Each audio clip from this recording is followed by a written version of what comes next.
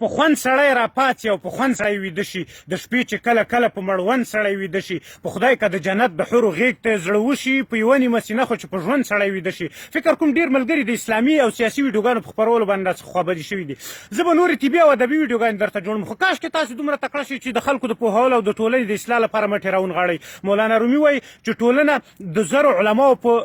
مرګ باندې دومره نه متضرره کېږي لکه د یو جاهل په اقتدار باندې او که سیاست ونه کوي په تاسو باندې سیاست کېږي زمانه د ښو خلکو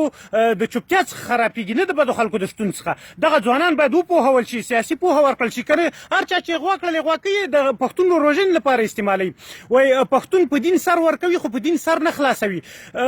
په اروپا ته هم راشي د یو بل خېټو ته چړې نیولي یو بل سره وژني او قتل کوي حال دا چې په اسلام کې تر کفر او شرک وروسته تر ټولو لویه ګناه د یو انسان قتل ده چې یوازې محکمه حق لري نه له قصاصه ډارېږي نه د آخرت له ابدي اور څخه ډارېږي